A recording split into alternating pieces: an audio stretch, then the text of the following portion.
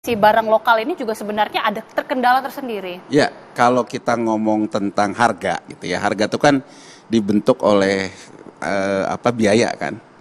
Nah, kenapa biaya barang impor ini bisa lebih murah daripada biaya produksi UKM kita?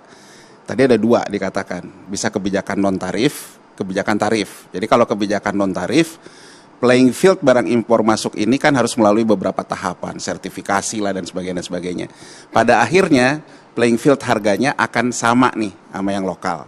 Ibu tadi udah menjelaskan, mereka masuknya ilegal. Jadi artinya mereka tidak memasuki kepada koridor non-tarif barriers. Gitu. Jadi artinya kebijakan non-tarif yang untuk mengakibatkan mereka tuh jadi bisa sama harga lokal, itu lepas. Kenapa itu dilepas? Ya tadi mau diperbaiki oleh PMK ini. Karena faktor pengawasannya di luar port, mau dikembalikan ke port dan sebagainya, ada faktor pengawasan. Sisi lain sih menurut saya sebetulnya adalah persoalan memang kita ini sisi perekonomian ya. Jadi tadi kan Pak Hanung udah bilang, susahnya melakukan koordinasi. Kalau di Kementerian Koperasi UKM mungkin dia lebih memandang bagaimana melindungi UKM. Ya, dari sisi Kementerian Keuangan misalnya, dia lebih melihatnya bagaimana PPN naik. Ya. Kalau PPN naik kan masyarakat harus tetap konsumsi. Masyarakat kita yang konsumsinya besar, tetap aja kan.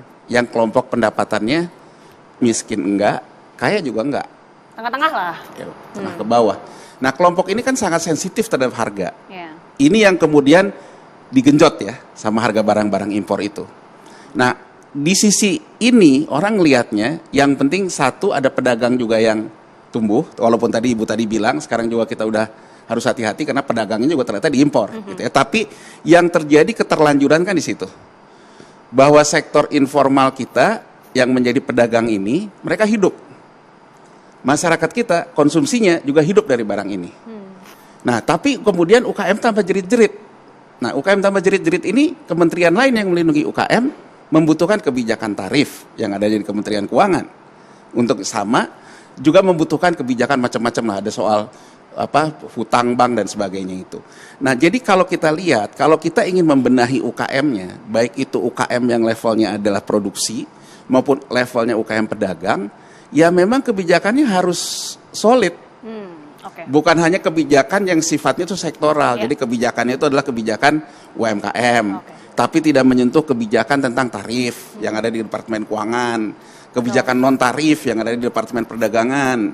Ya kan itu kan holistik banget gitu. Kemudian kenapa sih Cina bisa melakukan predatory pricing misalnya? Ya karena ternyata dia memberikan insentif kredit ekspor. Itu kan juga sebetulnya pemerintahnya membantu barang itu menjadi murah. Nah artinya kan harus kita lawannya apa? Kontranya apa?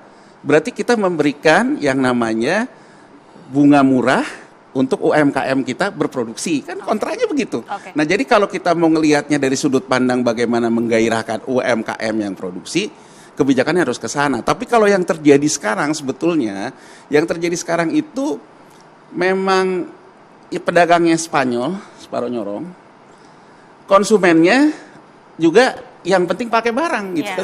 Yeah. Jadi coba lihat yang tadi dikatakan, mungkin Pak di Kemenkop UMKM juga ada datanya.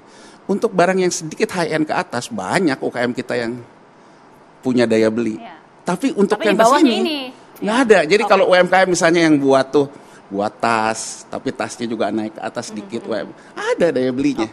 Saya langsung